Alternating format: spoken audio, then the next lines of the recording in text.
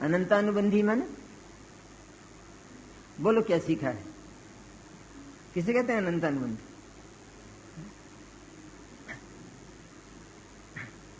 अनंतानुबंधी क्या अर्थ लगाया जाता है कि अनंत अनुबंध, मैंने अनंत काल में भी जिस बंधन का, जिस अनुबंध का अंत ना होगा। तो क्या ये अर्थ है? हम तो, हमारे तो कल ये भाव हो जाएगा अनंतानुबंधी का। तो उसका अर्थ क्या? उसका अर्थ ये कि वो राग इतना शक्तिशाली है कि वर्तमान में तो केवल एक पदार्थ के प्रति देखा जा रहा है, बल्कि इतना कम देखा जा रहा है कि उसको भोग मात्र पसंद नहीं है। ऐसा द्रव्यलिंगी मुनि है ना, जिसको अभी सम्यक दर्शन नहीं हुआ है, उन द्रव्यलिंगी मुनिराज की बात है। तो क्या देखा जाता है कि भोग मात्र से दूर एकदम, कभी विकल्प भी नहीं आता भोग का। इतना हीन भाव पाप का भाव ही नहीं है, पुण्य भाव। पर इतना पुण्य भाव होते हुए भी उसमें अनंतानुबंधी की वो शक्ति बड़ी है कि वो भोग का भाव न होने पर भी उस भाव में अनंत भोग पड़ा है और भोग का भाव नहीं है। उसका नाम अनंतानुबंधी। समझने की है बातें सब। भाव में भोग बिल्कुल नहीं देखा जाए, बिल्कुल दूर है एकदम 5 इंद्रियों के विषयों से। लेकिन उस विरक्त भाव में अत्यंत आसक्ति किस तरह पड़ी है कि अत्यंत आसक्ति इसलिए पड़ी है क्योंकि वो ये जानते हैं कि मैं इन पदार्थों को छोड़ता हूं, तो इसका अर्थ यह है कि मैं इनको ग्रहण भी करता हूं। और वो जो भाव है विरक्ति का भाव, उस भाव का जो फल है वो भोग होता है। तो ये जो भाव है ये तो कर्म, इसका फल क्या है? तो कर्म के प्रति आसक्ति है, तो भोग के प्रति अनासक्ति कैसे होगा? इसलिए जहां इस कर्म से छूटा, मैंने ये विरक्ति समाप्त हुई और देह समाप्त हुई और स्वर्ग में चले गए, तो वहां देखा गया तो कि ये वही महाराज हैं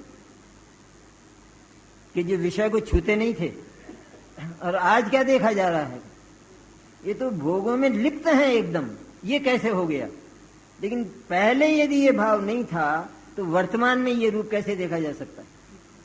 पहले यदि ये शून्य थे तो वर्तमान में चिपक कैसे गए? सचमुच पहले उस विरक्ति के भाव में ये भोग का अनंत भाव विद्यमान था, उस फल के साथ अनंत आसक्ति विद्यमान थी, इसलिए उसको अनंतानुबंधी कहते हैं। उसका अंत तो दूसरे ही क्षण में हो जाए, वस्तु व्यवस्था जान ले, चैतन्य का स्वरूप जान ले तो अंत हो जाएगा।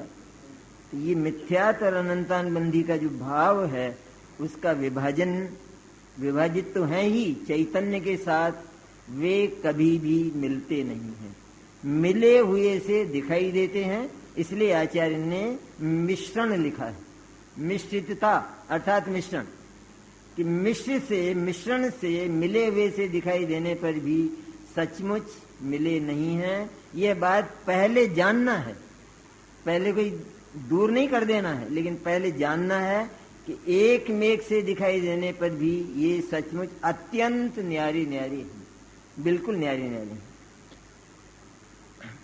जैसे एक आम है, किसी व्यक्ति ने हमसे पूछा कि आप आम खाते हैं?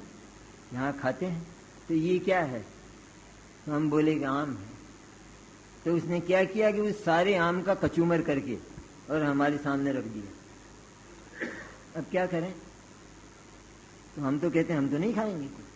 तो कैसे नहीं खाओगे? तुमने भी कहा है कि आम है और आम खाता हूं, और मैंने आम रखा है, आप तो क्यों नहीं खाओगे?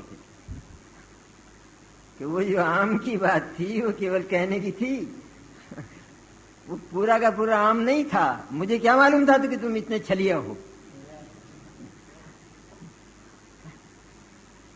क्योंकि मेरे ज्ञान में पहले से ही विभाजन था कि ये जो कहा जाने वाला आम है ये सारा का सारा आम नहीं, पर इसमें आम बहुत थोड़ा है। इतने चतुर और इतने कुशल हम उस आम के रस को चूसने में होते हैं। तो जिसने ये आम का रस चूसा वो सम्यक दर्शन क्यों नहीं ले सकता? कितनी कला से, कितने विवेक से उसने चूसा है, क्यों नहीं खा गया वो सबको आम कहने पर भी? और आम कहकर लाया आम कहकर घर में रखा और जिस समय चूसने का नंबर आया तो उसके विभाग कर दिए।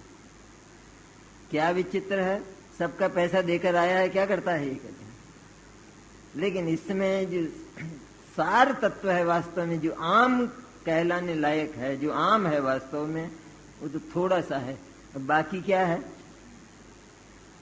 बाकी कहा जाने वाला आम है कि जिसको वो कचरे में डाल देता है।